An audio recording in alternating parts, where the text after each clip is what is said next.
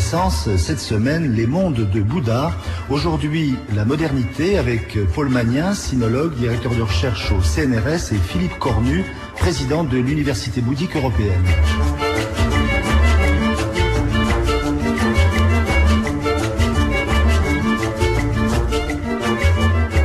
Au cours de cette série d'émissions, nous avons tenté de faire apparaître la puissante dynamique et la prodigieuse faculté d'adaptation du bouddhisme dans son expansion géographique. Au terme de ce long périple, nous pouvons maintenant esquisser un état des lieux au présent pour constater qu'au cours des dernières décennies, cette religion n'a évidemment pas échappé aux bouleversements liés à la colonisation, puis à la décolonisation, aux révolutions ou aux guerres des 2 derniers siècles. Au Tibet, par exemple, les bouddhistes ont été, on le sait, l'objet d'une répression systématique depuis plus de 40 ans. Et au Cambodge, par exemple, le bouddhisme cambodgien a failli disparaître sous le régime de Pol Pot. Le tableau n'est pas très gai, Philippe Cornu, aujourd'hui, en ce qui concerne, en tout cas, les pays de tradition bouddhique. Oui, tout à fait. Dans le sens où, par exemple, tous les soutiens officiels du bouddhisme traditionnel, comme les royautés diverses des pays asiatiques, se sont plus ou moins écroulés, à part quelques exceptions, peut-être comme la Thaïlande, mais en fait, il y a eu de très grands bouleversements politiques, et comme, en fait, bien sûr, le bouddhisme n'est pas lié directement au pouvoir, mais en même temps, il a été soutenu en général par ces pouvoirs, et donc ce soutien officiel s'est effondré. Et on aurait pu penser que le bouddhisme aurait pu disparaître véritablement avec cet effondrement et cette crise énorme qui a traversé tout le continent asiatique où le bouddhisme est installé. Mais en fait, on remarque aussi une capacité de rebondissement absolument étonnante. En Birmanie, par exemple, le bouddhisme s'est retrouvé finalement très proche des préoccupations nationalistes birmanes face, en fait, à l'occupant anglais. Et il a rebondi, en fait, par exemple, dans la fameuse question des chaussures. C'est en Birmanie, les Anglais prenaient un malin plaisir à rentrer dans les temples avec leurs chaussures, donc en défiant complètement tout respect, en fait, pour le Bouddha et pour les temples. Et le lieu saint. Et il y a toute une bagarre là-dessus, et finalement, les Birmans, avec les moines, et une bonne partie de la société birmane ont réussi à avoir raison, en fait, de cet irrespect des Anglais. Et officiellement, les Anglais ont ensuite interdit de rentrer dans ces temples. Alors ça, c'était avant-guerre. Mais si vous voulez, voyez, par la suite, aussi, le bouddhisme s'est installé dans des choses plus sociales. Le bouddhisme, normalement, ça ne s'occupe pas de la société en tant que telle. Oui. Il propose un modèle différent. Oui. Philippe Cornu, je voulais juste, non pas, parachever ce tableau un peu dramatique, mais vous dites, par exemple, qu'au Vietnam, il est encore aujourd'hui l'objet d'une répression assez sévère. C'est quand même étonnant. Totalement. Disons que depuis que le Sud-Vietnam est devenu communiste, il est vrai que l'espace de liberté des bouddhistes s'est considérablement rétréci, et il y a eu encore beaucoup d'immolations par le feu, de protestations, et toute une partie du bouddhisme est interdite. L'église, en fait, bouddhiste du Vietnam est interdite à l'heure actuelle. Donc, en fait, il y a les bouddhistes militent beaucoup pour la liberté dans leur pays. Alors, il y a les bouddhistes mongols aussi, qui sont de tradition, un peuple bouddhiste, sont aujourd'hui à peine sortis, disons, oui, de 70 ans d'interdiction. Voilà, donc ils sont aujourd'hui confrontés aux évangélistes américains. C'est ça. Donc le bouddhisme lui-même renaît petit à petit de ses cendres, mais en même temps, il y a cette pression énorme des fondamentalismes protestants venus des États-Unis, et les évangélistes font un travail de sape énorme en disant qu'en fait la Mongolie est dans le Moyen-Âge à cause du bouddhisme, et que par conséquent eux, ils leur apportent la technique, ils leur apportent les universités, ils leur apportent le matériel moderne, et que par conséquent il faut se convertir.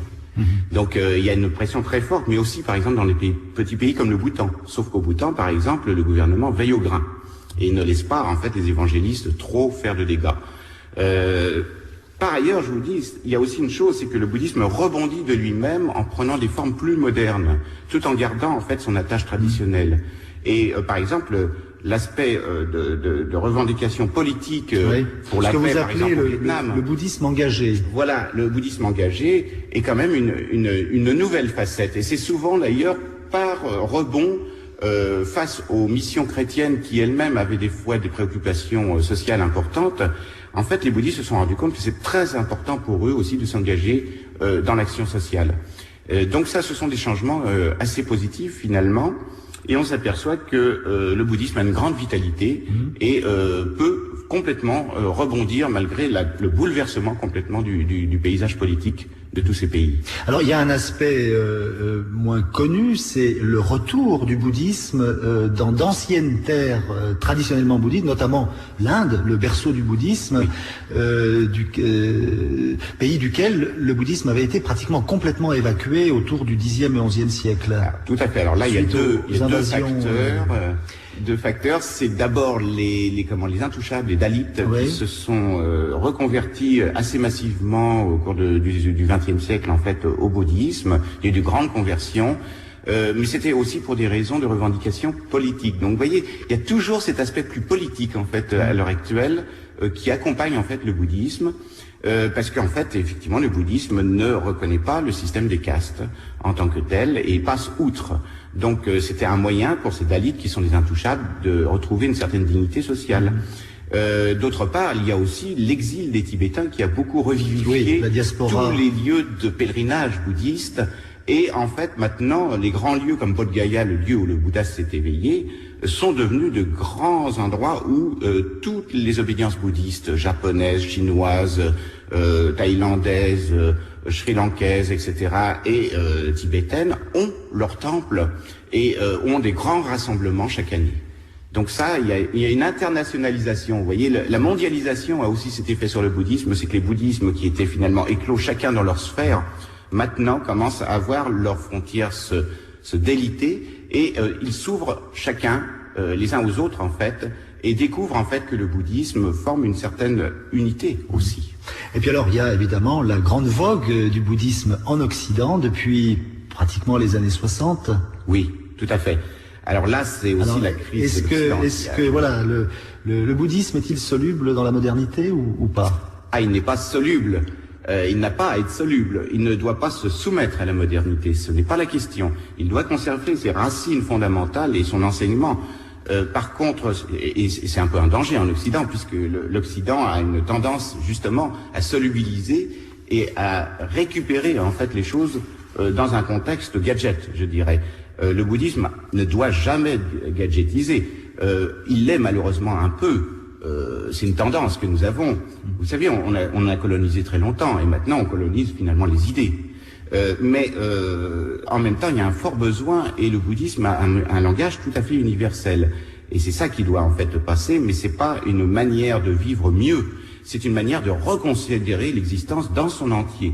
Et ça, les Occidentaux doivent le découvrir véritablement. On peut dire qu'ils en ont besoin. Ils en ont besoin. Et pour ça, il nous faut des textes. Il nous faut une tradition littéraire, une traduction correcte des textes, et ça c'est très important. À l'heure actuelle, si vous voulez, il y a un effort qui est fait par un certain nombre de traducteurs et d'enseignants du bouddhisme pour créer en quelque sorte cette matrice d'études qui est nécessaire à l'implantation réelle du bouddhisme en Occident. Vous disiez, enfin dans votre livre, Philippe Cornu, La terre de Bouddha, que justement le mal-être, les névroses qui caractérisent souvent nos sociétés occidentales montrent que le progrès n'a pas forcément suivi dans ce domaine de la maîtrise de l'esprit. Exactement, nous avons maîtrisé l'extérieur, on a oublié en fait de maîtriser notre propre fort intérieur. Et nous avons un malaise en fait de l'intérieur de l'homme. Et c'est ça en fait qui est le point principal que le bouddhisme peut rééquilibrer. Maintenant, c'est aussi nous rappeler que nous avons des armes aussi intérieures, même en Occident. Simplement, nous avons négligé dans les siècles passés. Il y a évidemment des formes de spiritualité tout à fait importantes en Occident qu'il ne faudrait pas négliger non plus. Peut-être que le bouddhisme a aussi c'est un signal de réveil aussi peut-être des mentalités. C'est pas seulement le fait de devenir bouddhiste. Je pense qu'il y a des gens qui deviennent bouddhistes, mais il y a aussi des gens qui vont se réveiller au contact du bouddhisme. Pour illustrer toute l'aide que peut nous apporter justement le bouddhisme dans notre connaissance intime, la connaissance de soi, voici un petit extrait de propos, disons, d'un psychanalyste allemand, considéré comme proche du groupe de Francfort, Erich Fromm, qui justement montre les parallélismes qu'il peut y avoir entre bouddhisme et psychanalyse.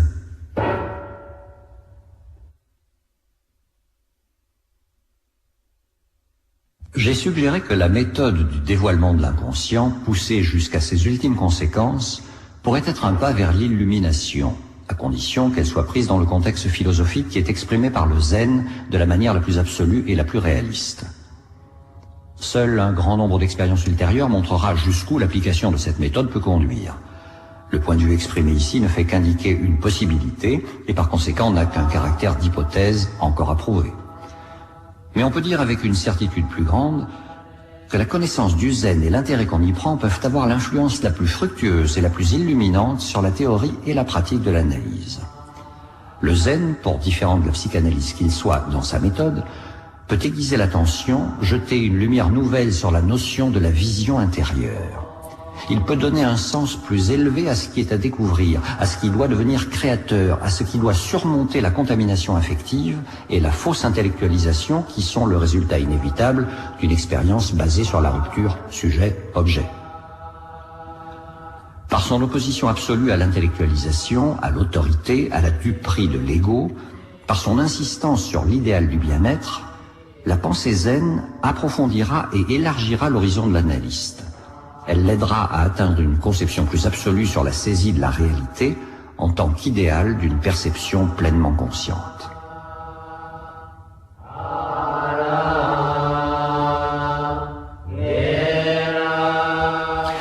Paul Magnin, est-ce que la modernité remet en cause les enseignements fondamentaux de Bouddha? Vous êtes l'auteur d'un livre intitulé Bouddhisme, unité et diversité, où vous avez justement embrassé toute cette multiplicité des courants bouddhistes jusqu'à nos jours finalement.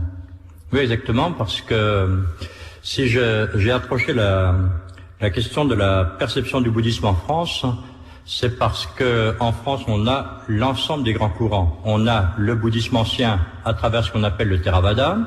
Ensuite, nous avons la perception du bouddhisme à travers justement le zen qui vient d'être évoqué par Erich Fromm. Oui, qui est très à la mode en Occident. Et c'est très à la mode. Et ensuite, il y a donc eu tout le courant lié aussi aux aléas de l'histoire, tout le courant tibétain qui est absolument, disons-le, prédominant actuellement dans une approche.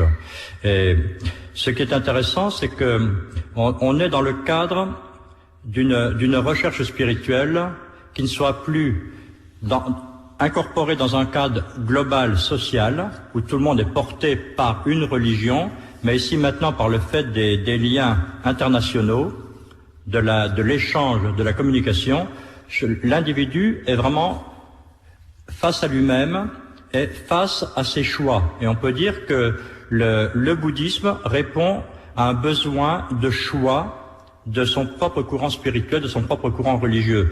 Et c'est en ce sens-là que le bouddhisme intervient pour permettre à l'individu de trouver au sein même de son identité, de son individualité, un rapport à ce que l'on pourrait appeler une certaine forme de transcendance. Oui, parce que justement dans votre livre, il y a un chapitre très intéressant où vous comparez, Paul Magnin, disons les enseignements fondamentaux du bouddhisme et ceux du christianisme. Et vous commencez d'ailleurs par comparer les deux figures qui sont souvent rapprochées de Bouddha et du Christ. Tout à fait, mais en évitant de dire que le Bouddha que le Christ est le Bouddha d'Occident, et avec éventuellement aussi des essais qui ont été très à la mode vers la fin du 19e et une partie du 20e, où on voulait retrouver les fondements du christianisme dans le bouddhisme, comme si le Christ, par la communauté des Esséniens, avait été vraiment profondément influencé par le bouddhisme.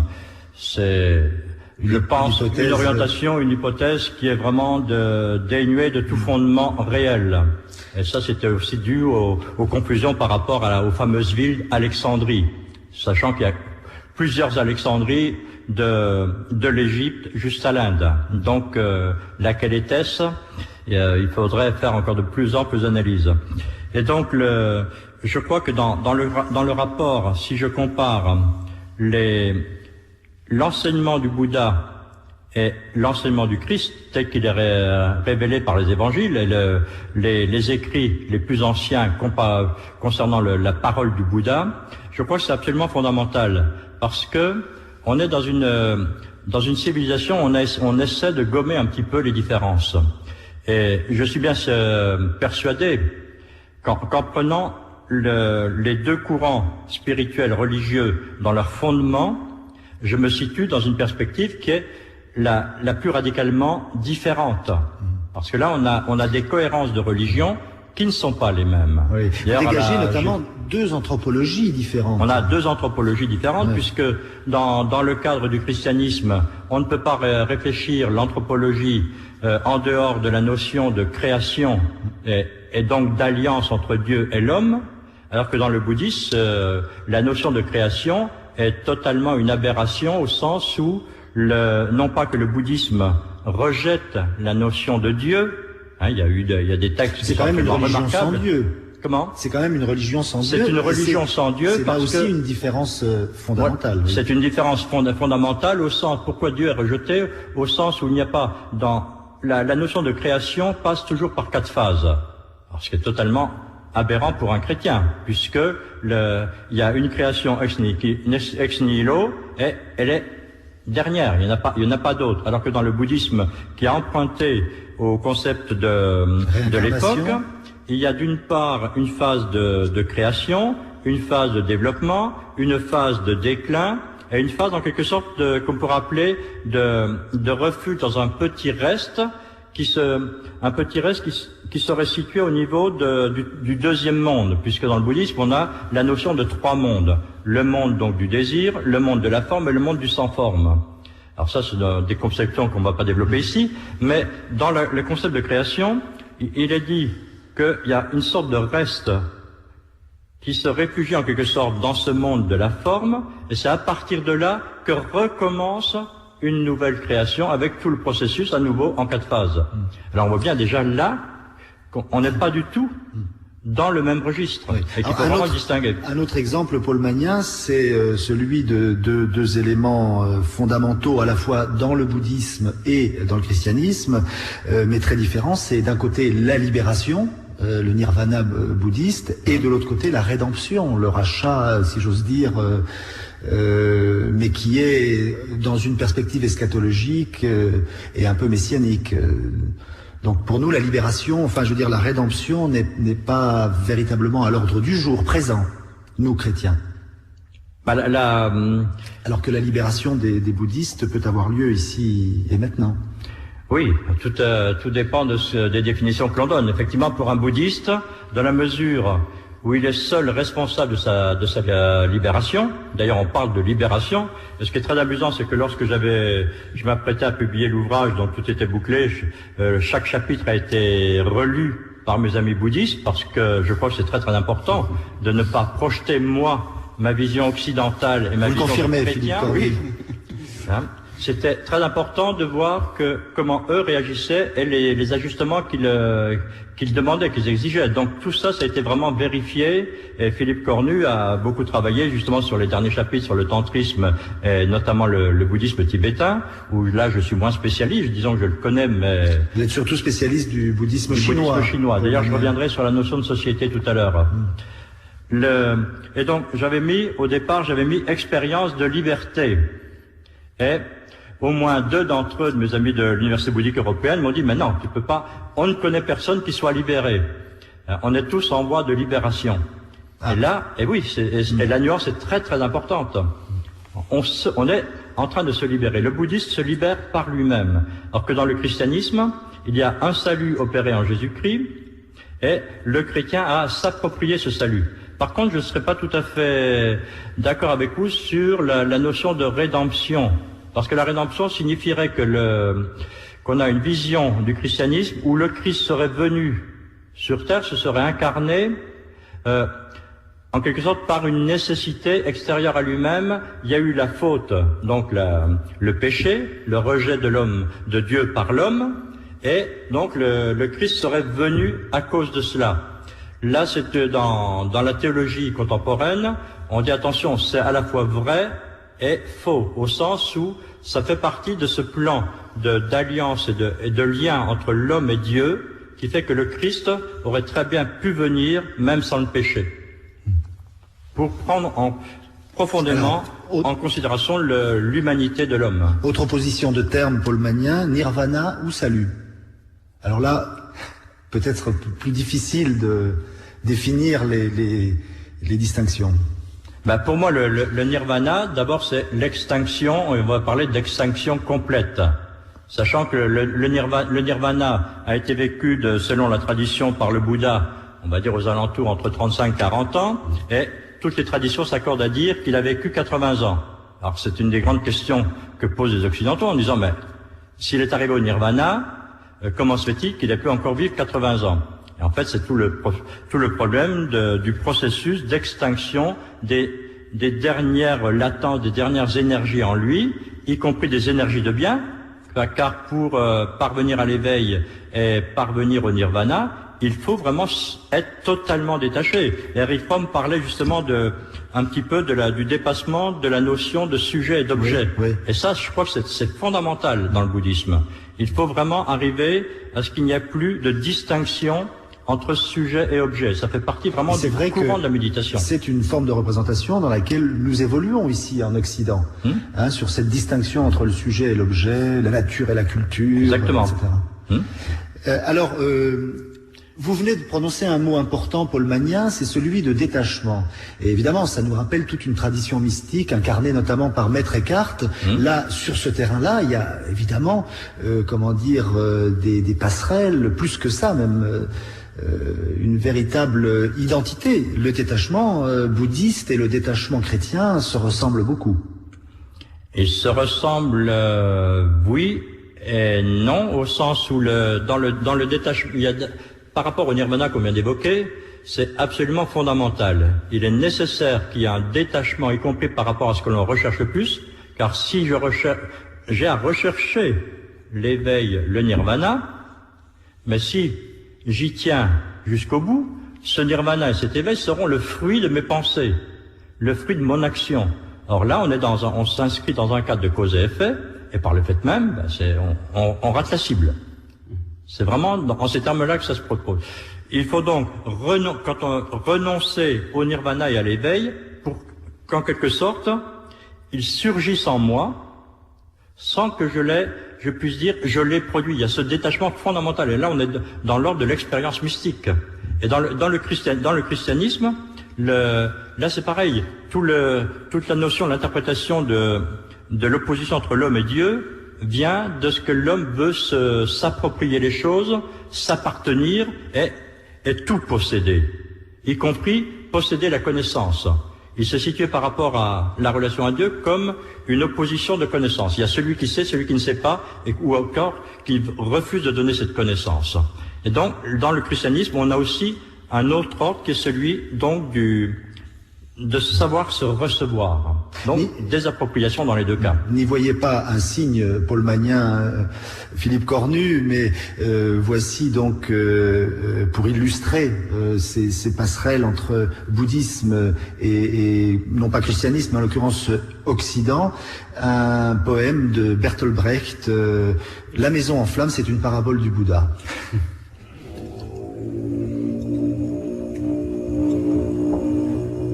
Gautama, le Bouddha, dans son enseignement, nous montrait attachés sur la roue de l'envie et nous recommandait de dépouiller tous nos désirs, puis, ainsi délivrés, d'entrer dans le néant qu'il appelait le nirvana. Ses élèves un jour lui demandèrent « Ce néant, maître, comment est-il » C'est notre vœu à tous de dépouiller, comme tu le recommandes, tous nos désirs. Dis-nous pourtant si ce néant dans lequel donc nous entrerions est comparable à cette union intime avec tout ce qui est, que l'on ressent quand, allongé, le corps léger, plein de paresse, l'on repose à midi dans l'eau sans penser presque. ou quand l'on glisse dans le sommeil, sachant à peine si l'on a bien tiré la couverture, et vite on s'enfonce. Dis-nous si ce néant est un heureux, un bon néant, ou bien si ton néant est un simple néant froid, vide et ne signifiant rien. Un long moment, le Bouddha resta silencieux, puis dit négligemment, « Il n'est pas de réponse à votre question. »